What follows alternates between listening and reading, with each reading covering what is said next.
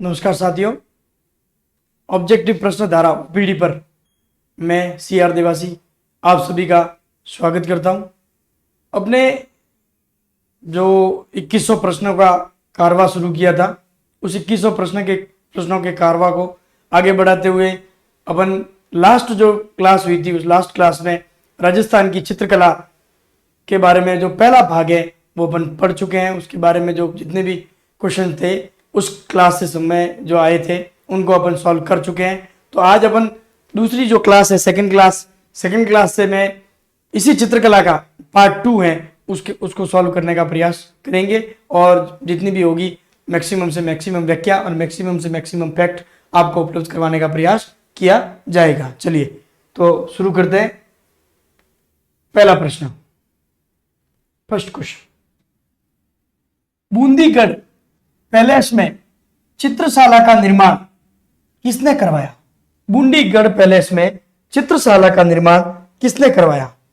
बूंदीगढ़ palace में चित्रशाला का निर्माण किसने करवाया? प्रश्न ये पूछा जा रहा है चित्रशाला के बारे में। कहां पर है? तो बूंदीगढ़ पैलेस में। कहां पर? बूंदीगढ़ पैलेस में। अब इस चित्रशाला को क्या कहा जाता है? एक और इसका अन्य नाम और है, इसे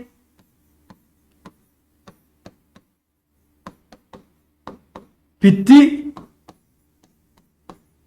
चित्रों का, इसे भित्ति चित्रों का स्वर्ग कहा जाता है। इसे भित्ति चित्रों का क्या कहा जाता है? स्वर्ग। ये आपको याद ध्यान रखना है। बूंदी की जो चित्रशाला है, इस चित्रशाला को भित्ति चित्रों का स्वर्ग कहा जाता है। अब इसका जब आंसर आएगा तभी अपन आगे बढ़ पाएंगे, इसके बारे में और पढ़ेंगे। तो इसका जो आंसर है वो न सुरजन है, न अनिरुद्ध है, न राव बुद्ध सिंह है। इसका जो निर्माण करवाया वो किसने करवाया? महाराव उमेश सिंह ने। महाराव उमेश सिंह ने। चलिए तो अब इसके बारे में और देखते हैं। इस चित्रशाला में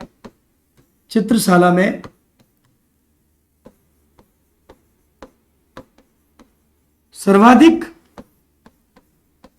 चित्र जो है वो किसके समय के बने हुए हैं? तो दो लोगों के समय के बने हुए हैं। एक तो बने हुए हैं उमेश सिंह जी के समय के, और एक बने हुए हैं बिशन सिंह जी के समय के। किसके समय के? बिशन सिंह के समय के। दो जनों के समय के सर्वाधिक चित्र बने हुए, एक तो उमेश सिंह जी के समय के और एक बने हुए बिशन सिंह जी के समय। एक उमेश सिंह जी के समय का 1750 का एक चित्र है उमेश सिंह जी के समय का, जिसमें इन्हें जंगली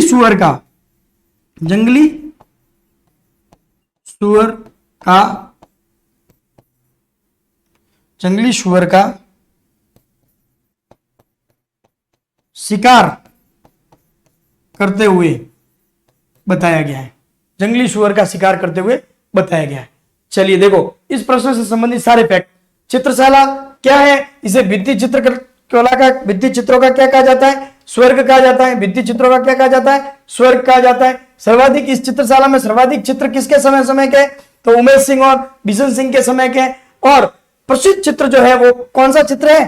तो वो ये चित्र है, वो है 1750 ईस्वी का चित्र, जिसमें जंगली सुअर का शिकार करते हुए किसको बताया गया है? उमेश सिंह जी को। किसको बताया गया? उमेश सिंह जी को। उमेश सिंह को। क्लियर? ये हो गया आपने बूंदी चित्रशैली से संबंधित, और ये बूंदी चित्रकला से संबंधित जो चित्रशाला है, चित्रशाला से संबंधित और बूंदी से संबंधित जितने भी है। एक चीज कल एक प्रश्न भी था, उसको अपन डिस्कस कर चुके हैं कि बूंदी चित्रशैली में अगर आपको सर्वाधिक जो महत्वपूर्ण विशेषता है तो वो क्या, कौन सी है?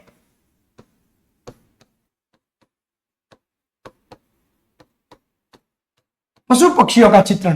किनका चित्रण? पशु पक्षियों का चित्रण। ये अपन कल पढ़ चुके हैं। ठीक है, तो बूंदी चित्रशाला से संबंधित जितने भी क्वेश्चन है वो सारे आपके क्लियर। चलिए नेक्स्ट क्वेश्चन,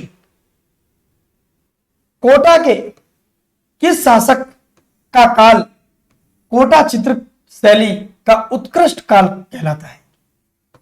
इंपॉर्टेंट प्रश्न है। देखो प्रश्न चित्रकला से प्रश्न बनने का मैं पैटर्न आपको बता देता हूं। या तो इसके शुरुआत से प्रश्न बनते हैं, या फिर दूसरे प्रश्न बनते हैं कि इस चित्र शैली का प्रादुर्भाव कौन सी चित्र शैली से हुआ, या फिर वही उसी प्रश्न को घुमाकर किस चित्र शैली का इसके ऊपर प्रभाव है। फिर क्वेश्चन बनता है इस चित्र शैली की शुरुआत किसके समय हुई। फिर चित्र को जो प्रश्न बनता है वो बनता है कि इस चित्र शैली का स्वर्ण काल या स्वर्णिम युग किसके समय का माना जाता है। और फिर जो क्वेश्चन बनता है वो वहां का जो इंपॉर्टेंट चित्र होता है उस चित्र के बारे में क्वेश्चन बनता है। और लास्ट क्वेश्चन बनता है जो टफेस्ट बनता है, तो वो उसकी विशेषताओं से संबंधित सवाल बन सकता है। कलर पूछा जा सकता है, कौन सा वृक्ष है, कौन सा पशु है, आंखें किसके समान है, इस तरह के क्वेश्चन उसमें से बन सकते हैं। तो चलिए ये प्रश्न है अपने, कोटा के किस शासक का काल कोटा चित्र शैली के लिए उत्कृष्ट काल माना जाता है। अब देखो अपने को ये तो पता है इन दोनों के समय का नहीं है, ठीक है। इट मीन्स या तो ये उमेश सिंह प्रथम का है या उमेश सिंह द्वितीय का है। अगर आपने सिर्फ उमेश सिंह याद कर रखा है तो फिर कंफ्यूजन वाली स्थिति पैदा हो सकती है। तो ये किसके समय का है, महाराज उमेश सिंह प्रथम के समय का, उमेश सिंह प्रथम के समय का। अब देखो कोटा चित्र शैली के बारे में, कोटा कौन सी स्कूल में आएगा, हाड़ौती स्कूल। कौन सी स्कूल का भाग हो गया, हाड़ौती स्कूल। इसकी प्रमुख विशेषता क्या है, प्रमुख विशेषता क्या है, प्रमुख विशेषता, मुख्य विशेषता क्या है, मुख्य विशेषता क्या है, तो अपन ने पढ़ी थी, कल ही पढ़ा था इसके बारे में प्रश्न। शिकार पर आधारित, आधारित शिकार पर आधारित चित्र, शिकार पर आधारित चित्र, जिसमें रानियों को भी शिकार करते हुए बताया गया है, रानियों को भी शिकार करते हुए बताया है, ठीक है। फिर शिकार पर आधारित है। अब तो अगर मान लो इसी प्रश्न को घुमाकर ये इस तरह से पूछा जा सके कि घने जंगलों का, घने जंगलों का, घने जंगलों का चित्रण कौन सी चित्र शैली में है, तो सीधा सा सिस्टम है, जहां शिकार का है वही घने जंगल है। घने जंगल थे इसलिए शिकार का, उमेश सिंह जी शिकार के शौकीन थे तो वही शिकार के चित्र, तो घने जंगल होंगे वही शिकार के से संबंधित चित्र होंगे। तो ये है इससे संबंधित। और इसका एक फेमस चित्रकार है, उसका नाम याद रखना आप, डालू राम जी, ठीक है। एक चित्रकार जो प्रसिद्ध चित्रकार है वो है डालू राम जी। ये है अपने कोटा चित्र शैली के बारे में। कौन सा भाग है, किसका भाग है, तो हाड़ौती का भाग है। किसके समय जो उत्कृष्ट काल माना जाता है, तो उमेश सिंह प्रथम के समय। इस पर सबसे ज्यादा अपने को लगता है ये बेसिक सा क्वेश्चन है, लेकिन सबसे ज्यादा प्रश्न जो पूछा जाता है वो इसी से पूछा जाता है कि शिकार शैली, शिकार पर आधारित सर्वाधिक चित्र, या शिकार शैली कौन सी चित्र शैली को माना जाता है, तो वो कोटा चित्र शैली को माना जाता है। चलिए नेक्स्ट क्वेश्चन देखिए। राजस्थान में लंबे समय तक भित्ति चित्रों को संभाल कर रखने के लिए एक आलेखन पद्धति है। राजस्थान में लंबे समय तक भित्ति चित्रों को संभाल कर रखने के लिए एक आलेखन पद्धति है। एक प्रश्न कमेंट में पूछा गया है, मैंने देखा था कि कौन सी किताब से, किताब अपनी जो किताब चलती है वो शायद किताब यहाँ है, राजस्थान इतिहास कला संस्कृति। ये जो किताब है इससे है पूरा जो प्रश्न है जितने भी तैयार किए जा रहे हैं वो सारे प्रश्न इससे है। राजस्थान इतिहास कला संस्कृति से संबंधित जो ये किताब है अपनी गौरव सर की, उसी किताब से जो जितने भी क्वेश्चन हैं वो तैयार किए जा रहे हैं, तो ये भी आपके क्लियर कर दें। चलो, राजस्थान में लंबे समय तक भित्ति चित्रों को संभाल कर रखने की का एक आलेखन पद्धति है। देखो आलेखन पद्धति वही है, आपने ये जो आलेखन पद्धति है वो कहाँ की आई हुई है, चलो पहले एक बार इसका आंसर देख लेते हैं अपन। मांडना नहीं है, फड़ नहीं है, सांझी नहीं है, ये है अराइश। इसी अराइश को एक कहा जाता है आला। अराइश को क्या कहा जाता है,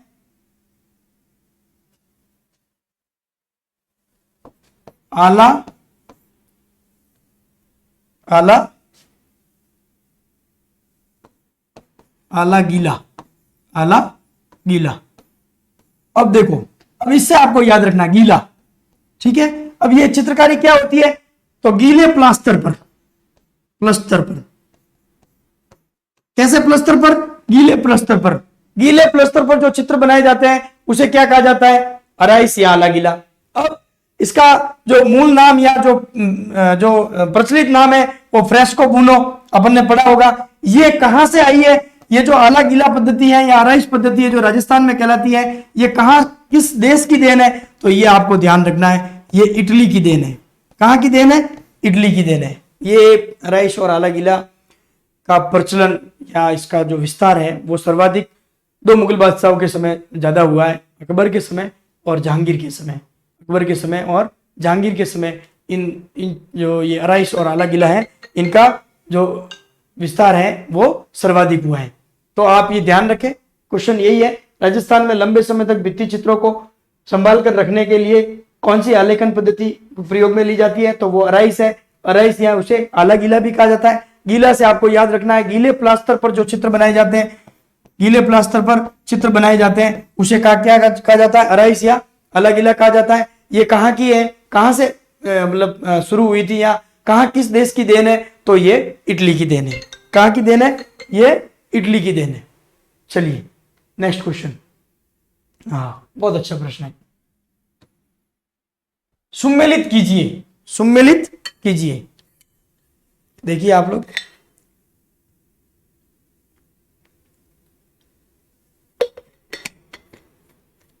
सुम्मेलित कीजिए।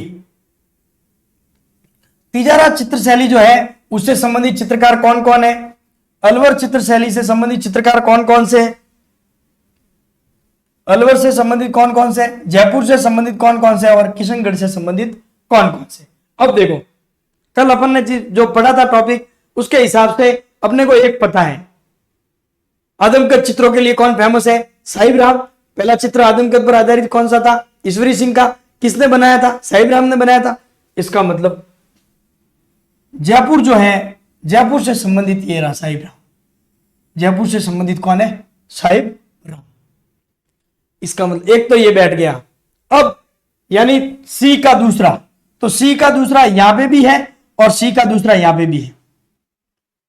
यहां से बात अपने बनेगी नहीं। अब अगला अपने को पता होना जरूरी है। अब ये जितने भी चित्रकार है, अगर अपने को याद होंगे तो ही अपन सेट कर सकेंगे इस प्रश्न को, नहीं तो संभव नहीं है। ये टफ लेवल है परीक्षा में प्रश्न पूछने का। तो तिजारा से संबंधित कौन कौन है? तो तिजारा से संबंधित जो चित्रकार है वो एक तो है नंदराम जी और एक है जमुना दास जी। नंदराम जी और जमुना दास जी, यानी ये तो हो गया ए का। ये किसका हो गया? ए का। ये किसका था अपने पहले? सी का। अब दो आ गए तो शायद अपन उत्तर निकाल सकते हैं। हाँ, ए का तीसरा है, यानी ए का तीसरा किसी में नहीं है। फिर दूसरा है अलवर। अलवर से संबंधित कौन कौन है? तो अलवर से संबंधित जो है वो है आपके बलदेव और गुलाम अली। बलदेव और गुलाम अली। बलदेव और गुलाम अली। अलवर के बारे में कल अपन ने बात भी की थी। उनकी मुख्य मुख्य विशेषताओं में योगासन पर आधारित बसेलो चित्रण, गणिकाओं पर आधारित सर्वाधिक चित्र कहाँ मिलते हैं? तो अलवर में मिलते हैं। अलवर के बारे में अगली जो क्लास होगी उसमें मैं टॉपिक लूंगा, अलवर के बारे में कुछ क्वेश्चन लूंगा, जिससे अलवर चित्रकला को भी अपन एक बार अच्छी तरह से रिवाइज कर सके। ठीक है। फिर किशनगढ़ से संबंधित कौन कौन से है? तो यही मूलराज और भीखचंद। मूलराज और भीखचंद। इसका मतलब जो इसका आंसर है वो क्या हुआ? ए या अ। 3, 1, 2 और 4। जयपुर से संबंधित साहिब राम और मोहम्मद शाह, तिजारा से संबंधित नंदराम और जमुना दास, अलवर से संबंधित बलदेव और गुलाम अली, और किशनगढ़ से संबंधित मूलराज और भीखचंद। मूलराज और भीखचंद। चलिए नेक्स्ट क्वेश्चन। ये क्लियर? चलो, ये प्रश्न है, देखो, पंचतंत्र पर चित्रांकन किस शैली से संबंधित है? पंचतंत्र पर चित्रांकन किस शैली से संबंधित है? कल इससे संबंधित सवाल एक और लिया था जो 2005 फर्स्ट आरपीएससी में आया था। वो सवाल अपन ने डिस्कस किया था कल। इसी पंचतंत्र के वो पात्र हैं दो, उन पात्रों पर आधारित एक सवाल था। उस सवाल को अपन ने डिस्कशन किया था उसके बारे में। तो अब आप लोग उससे एक आइडिया लगा सकते हो कि पंचतंत्र पर चित्रांकन किस शैली से संबंधित है। कलीला दमना, मैंने कल ही डिस्कशन किया था। कलीला और दमना, कलीला और दमना, कलीला दमना पर आधारित चित्र। तो कलीला दमना पर आधारित चित्र अपन ने कल डिस्कस किए थे। कौन सी चित्र शैली से संबंधित थे? ना मारवाड़ से थे, ना अलवर से थे, ना हाड़ौती से थे। वो किससे संबंधित थे? मेवाड़ से। कलीला दमना से संबंधित चित्र किससे संबंधित थे? तो वो थे मेवाड़ से। पंचतंत्र के वो दो पात्र हैं कलीला दमना, इसलिए ये जो पंचतंत्र पर आधारित चित्र अगर पूछा जा गया है तो इसका जो आंसर क्या होगा? वो होगा अपने मेवाड़।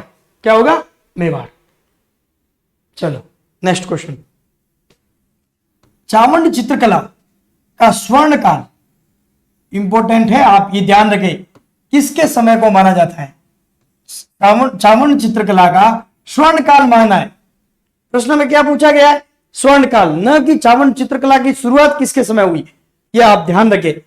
प्रश्न में जो पूछा गया है उसी के अकॉर्डिंग अपने को उत्तर देना है। तो महाराणा प्रताप, तो महाराणा प्रताप के समय इसकी क्या हुई थी? शुरुआत।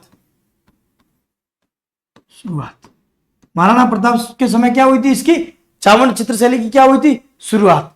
तो इसका जो स्वर्ण काल है वो किसके समय का माना जाता है? क्या जयसिंह के समय का माना जाता है, या कुंभा, या अमर सिंह प्रथम? कुंभा के समय का है ही नहीं है, तो ये किसके समय का है? अमर सिंह प्रथम के समय का। चावंड चित्रकला का स्वर्ण काल पूछा है, न कि चावंड चित्रकला की शुरुआत पूछी है। तो चावंड चित्रकला का स्वर्ण काल अगर पूछा गया है तो आपको आंसर ध्यान रखना है अमर सिंह प्रथम के समय, और इसकी शुरुआत जो मानी जाती है वो किसके समय मानी जाती है? महाराणा प्रताप के समय। महाराणा प्रताप के समय। चलो नेक्स्ट क्वेश्चन। हाँ, अच्छा प्रश्न है। चितेरों की ओवरी, चितेरों की ओवरी का निर्माण किसने करवाया?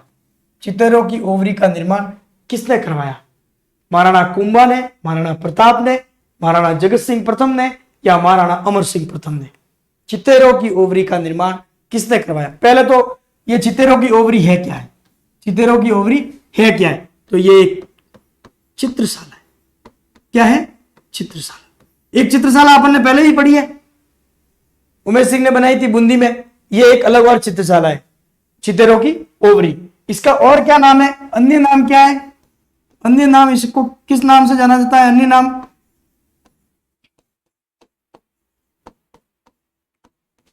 तस्वीरों रो कारखानों।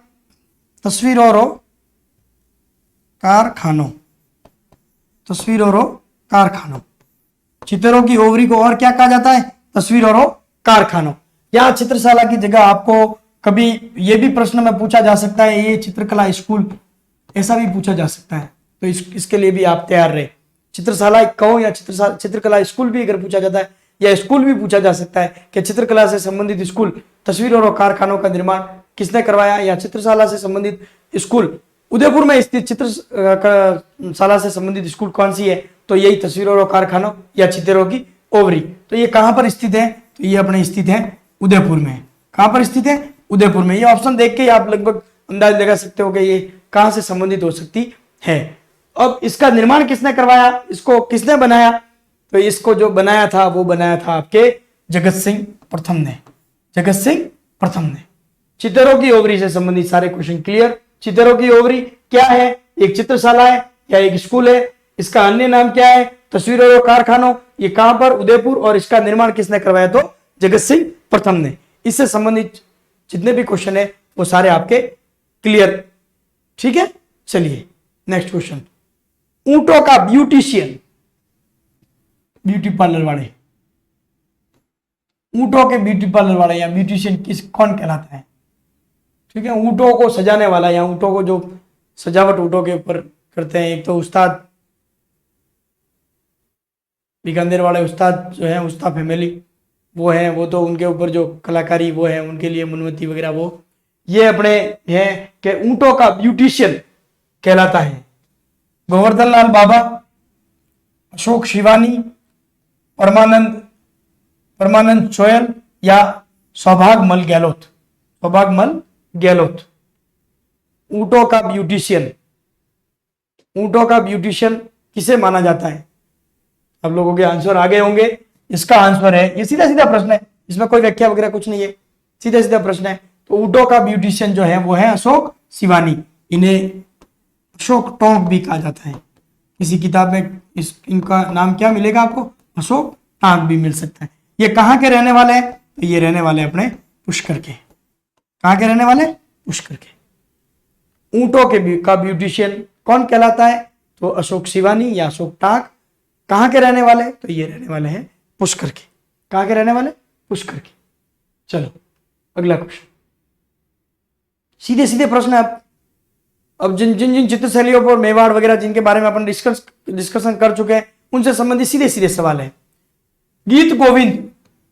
गीत गोविंद पर आधारित चित्र संबंधित है। गीत गोविंद पर आधारित चित्र संबंधित है। मेवाड़ से संबंधित है, हाड़ौती से संबंधित है, ढूंढाड़ से संबंधित है, कहां से संबंधित है? गीत गोविंद पर आधारित चित्र किस चित्र शैली में बनाए गए हैं? किस चित्र शैली की विशेषता गीत गोविंद पर आधारित चित्र हैं?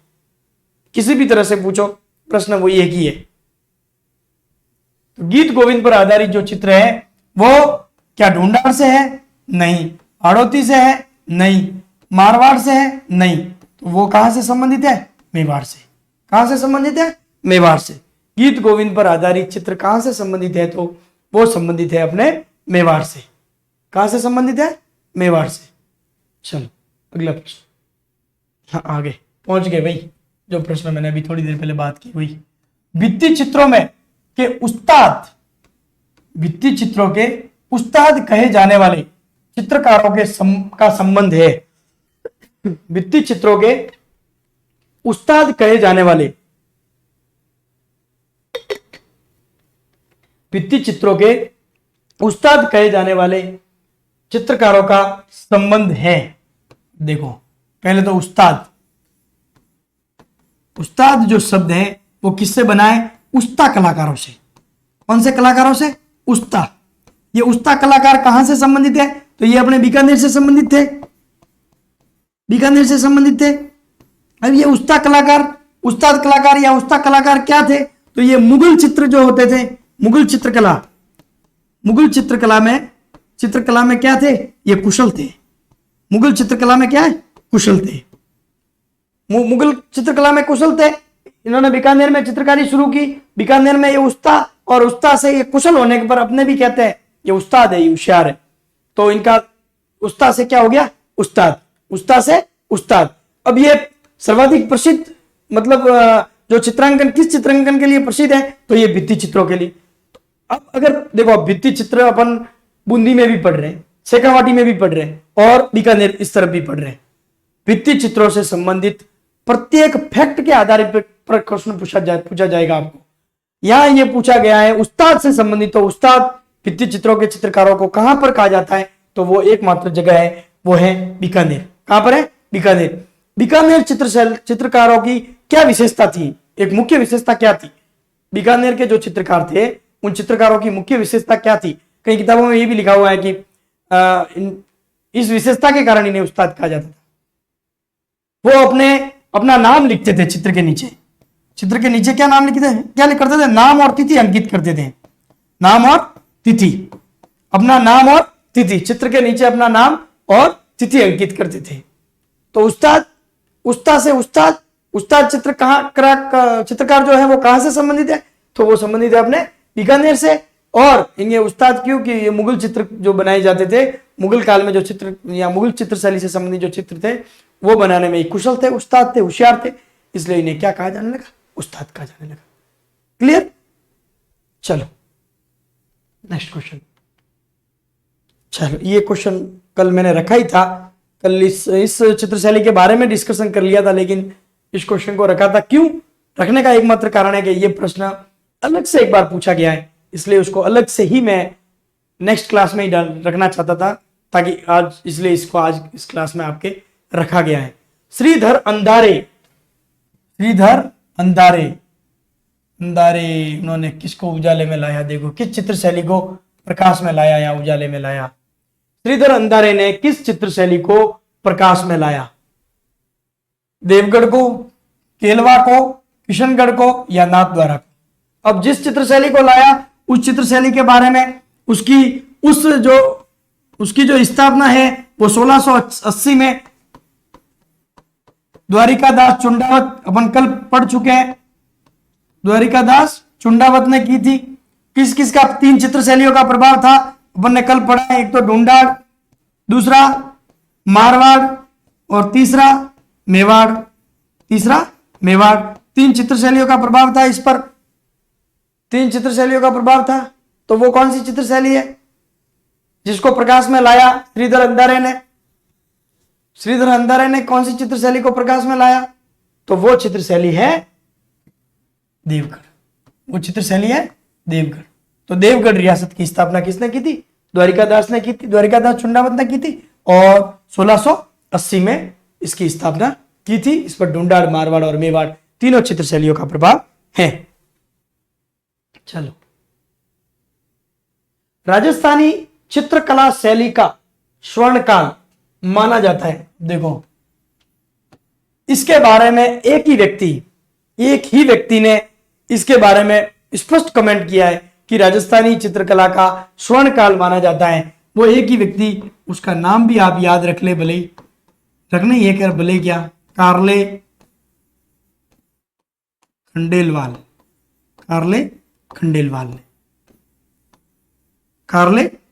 ने कार्ले खंडेलवाल ने ये कहा था कि ये जो सदी है ये वो सदी है जो राजस्थानी चित्रकला की का स्वर्णकाल कहलाती है। कौन सी सदी? 15वीं शताब्दी, 16वीं शताब्दी, 17वीं शताब्दी या फिर 10वीं शताब्दी? देखो, 10वीं से 15वीं शताब्दी के दरमियान अजंता के जो चित्र हैं उन चित्रांकन का शुरुआत हुई थी और 16वीं शताब्दी में राजस्थान में चित्रकला का जो शुरुआती अवस्था है वो शुरू हुई थी। और राजस्थानी चित्रकला का कार्ले खंडेलवाल के अनुसार जो स्वर्णकाल माना जाता है वो स्वर्णकाल माना जाता है 17वीं शताब्दी। कौन सी शताब्दी? 17वीं शताब्दी। अब इस प्रश्न को इस तरह से भी आपको अगर पूछा जाए कि कार्ले खंडेलवाल के अनुसार राजस्थानी चित्रकला या चित्र शैली का स्वर्णकाल कौन सा माना जाता है, तो 17वीं शताब्दी। 17वीं शताब्दी किस लेखक के अनुसार, किस व्यक्तित्व के अनुसार राजस्थानी चित्रकला का स्वर्णकाल माना जाता है, तो वो है कार्ले खंडेलवाल। ठीक है, ये किसी भी तरह से आपको प्रश्न पूछा जाए तो आपको प्रश्न ये याद रखना है। चलो अगला, राजस्थानी चित्रकला का प्रथम चित्रकार माना जाता है। राजस्थानी चित्रकला का प्रथम चित्रकार माना जाता है। ठीक है, अब ये प्रथम चित्रकार किसने कहा? जिसको भी कहा वो कहा था तारानाथ ने। किसने कहा था? तारानाथ ने।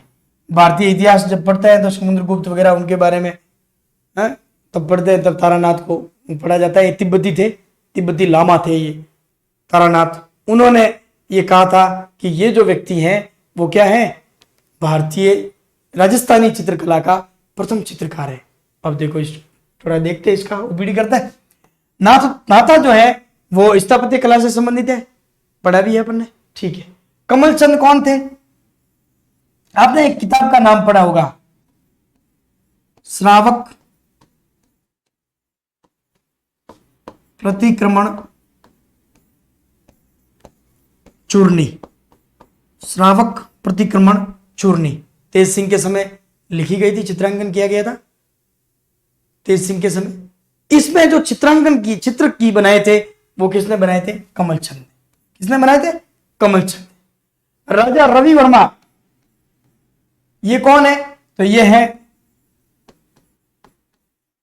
भारतीय चित्रकला के जनक माने जाते हैं।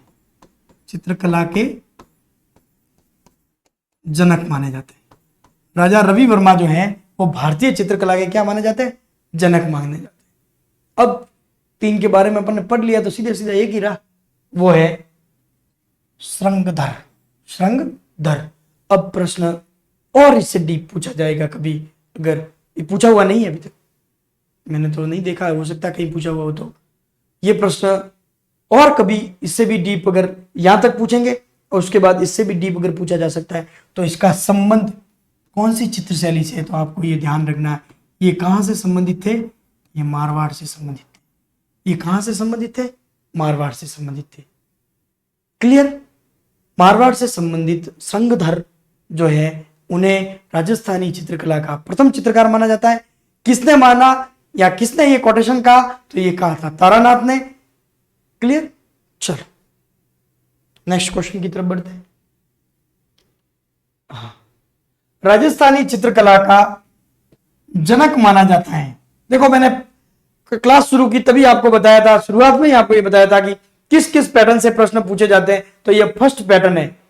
किसी भी टॉपिक को उठाकर जब उसमें से प्रश्न बनाने का प्रयास किया जाता है तो शुरुआती प्रश्न यही किए जाते हैं, कब हुई, कैसे हुई, मतलब किसने स्थापना की, किसके समय अच्छा स्वर्ण काल था, किसके समय शुरुआत हुई, यही प्रश्न थे। तो इन प्रश्नों से संबंधित चलो तो इसको देखते हैं।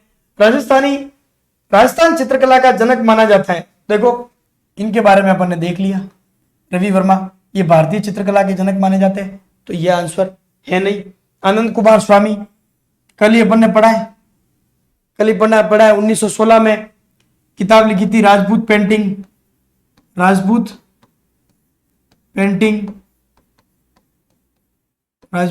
पेंटिंग्स किताब लिखी थी 1916 में। इस किताब का क्या विषय था, तो ये इन्होंने राजस्थानी चित्रकला का क्या किया था, वैज्ञानिक विभाजन किया था। राजस्थानी चित्रकला का क्या किया था, वैज्ञानिक विभाजन। अब इसमें और गहराई में जाए तो और बता सकता हूं कि इसमें इस पुस्तक के अंदर राजस्थानी चित्रकला के 3 भाग, राजस्थानी चित्रकला, पंजाब और हिमाचल वाली जो चित्रकला है वो 3 भाग इसमें बताए गए हैं। ये बहुत गहरे प्रश्नों की बात। चलो नेक्स्ट क्वेश्चन है कुंदन लाल मिस्त्री। नेक्स्ट ऑप्शन कुंदन लाल मिस्त्री, इन्हें क्या कहा जाता है, इन्हें कहा जाता है आधुनिक राजस्थानी चित्रकला का जनक, इन्हें आधुनिक राजस्थानी चित्रकला का जनक कहा जाता है। तो अब रहा कौन, महाराणा कुंभा। कौन रहा, महाराणा कुंभा। तो कौन थे, महाराणा कुंभा। राजस्थानी चित्रकला का जनक किन्हें माना जाता है, तो वो है आपके महाराणा कुंभा। चलो वही प्रश्न जो अपन डिस्कस कर चुके हैं। भारत की चित्रकला का जनक माना जाता है, भारत की चित्रकला का जनक माना जाता है। अभी पढ़ा है अपन ने, बात भी हुई है इसके बारे में। चलो तो फिर ऑप्शन को थोड़ा देख लेते हैं। कार्ले खंडेलवाल अपन ने देखा, इन्होंने क्या कहा कि राजस्थानी चित्रकला का 17वीं जो सदी है वो क्या है, स्वर्ण काल है। 17वीं सदी क्या है, इसका स्वर्ण काल है। विष्णुधर ये क्या है, ये हाड़ौती में जो शैल चित्र मिले हैं, हाड़ौती में जो शैल चित्र मिले हैं उनको जो पढ़ने का जो पहला या उनको उनकी जो खोज करने का जो काम किया वो विष्णुधर ने। अमरिंद्रनाथ ठाकुर क्या है, तो ये है आधुनिक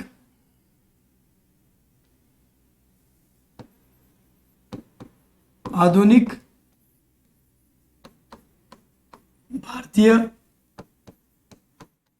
चित्रकला के जनक माने जाते हैं, विस्तारक जनक माने जाते हैं। और राजा रवि वर्मा तो अपन पढ़ चुके हैं। देखो राजस्थानी चित्रकला का जनक महाराणा कुंभा, ठीक है। भारतीय चित्रकला के जनक राजा रवि वर्मा, ठीक है। आधुनिक चित्रकला के बारे में अपन डिस्कशन कर चुके हैं। चलो अगला प्रश्न। चलो आज इतना ही है। कल ही आपके लिए सबकी मेहनत, जीजीडी टीम, जीजीडी सर की पूरी मेहनत, उस किताब, जिन किताबों का आपको इंतजार था, जिन किताबों से ये जितने भी क्वेश्चन है वो आपको बताए जा रहे हैं, जिन किताबों से आपको पढ़ाया जा रहा है, जिन किताबों से प्रश्न बना कर प्रश्न आपका जो रिवीजन है वो करवाया जा रहा है। और बहुप्रतीक्षित और जो इंतजार की जाने वाली किताब थी वो किताब कल से आपके मार्केट में उपलब्ध हो गई है और हमने बुक स्टॉल पर जाकर इसका विमोचन भी किया है, जो आप फोटो देख सकते हैं। और ये जो दोनों किताबें हैं, ये दोनों किताबें आपके लिए मार्केट में उपलब्ध हैं। आप इन किताबों को देखें, एक बार जाकर जरूर देखें। खरीदोगे, आप खरीदोगे मतलब पढ़ने के लिए आप लोगे इन किताबों को। इन किताबों को आप देखें एक बार, तो आप उन किताबों को जब देखोगे तब आपको पता चलेगा कि इन किताबों को बनाने के पीछे या इन किताबों को जो जो बनाया गया है उसमें कितनी मेहनत लगी है। बहुत सारी शॉर्ट ट्रिक है। आपको नदियां बिल्कुल एकदम व्यवस्थित मैप से मिलेगी, बिल्कुल शानदार जो कलेक्शन है। आपको राजस्थान पढ़ने के लिए कहीं और जाने की जरूरत नहीं है। सर ने वीडियो बनाकर इन किताबों के बारे में पूरा आपको बता दिया है, लेकिन मैं भी बता दूं मेरा पर्सनल अनुभव, क्योंकि मैं इससे पहले जो अभी आपको बताई उस किताब से अब मुझे इस किताब से जो मैटर है तैयार करने का मौका मिल रहा है। तो आप लोग भी इन किताबों को देखें, पढ़ें और अच्छे से अच्छे प्रश्न तैयार करें और अपनी एक सीट निश्चित करें सरकारी सेवा में। आज की क्लास में इतना ही। मिलेंगे अगली क्लास में, जो कि रविवार को है, लाइव क्लास है। उस लाइव क्लास में आपके 1000 फैक्ट, 1000 से ज़्यादा फैक्ट, 1000 से ज़्यादा क्वेश्चन तैयार करवाने का वादा किया है हमने। तो हम कोशिश कर रहे हैं, उसके ऊपर ही काम कर रहे हैं और आपके लिए पूरी मेहनत की जा रही है। तो 1000 क्वेश्चन और 200 प्रश्नों पर 1000 फैक्ट, 1000 क्वेश्चन तैयार करने के लिए आप लोग सभी तैयार रहे। तो मिलेंगे संडे को बड़ी मेगा क्लास में, लाइव मैराथन में, जिसमें से आपको बहुत सारे प्रश्न आगामी जो ये सीईटी एग्जाम है जो 27 और 28 तारीख को आयोजित होने वाला है उसमें मिले। ऐसा प्रयास किया गया कि उनमें से, उन फैक्ट में से या उन प्रश्नों में से कुछ प्रश्न, बहुत सारे प्रश्न, लगभग प्रश्न आपको उनमें से मिल जाए, मतलब आपका पूरा रिवीजन हो जाए। आपने जो तैयारी की है उसमें राजस्थान जी के करंट का पूरा आपके एकदम रिवीजन हो जाए, उसका प्रयास किया गया है, जिसमें से आपको प्रश्न मिल सके और आपका सिलेक्शन हो सके, आप मतलब आप एलिजिबल हो सके अगली भर्ती परीक्षाओं के लिए। और मैंने वही पहली क्लास में जो शुरुआत में कही थी कि सिर्फ सीईटी नहीं, टारगेट होना चाहिए, उसके बाद जो एग्जाम होने वाला है उसमें भी अपना सिलेक्शन होना चाहिए। सीईटी 40% से नहीं, सीईटी 80% से होनी चाहिए और तैयारी ऐसी हो कि जब भी जो भर्ती आए, नेक्स्ट भर्ती, उस भर्ती में अपना सिलेक्शन श्योर हो सके। तो शुभकामनाएं आपको और आज की क्लास में जुड़ने के लिए आप सबका धन्यवाद। मिलेंगे अगली क्लास में, तब तक के लिए सभी को राम राम।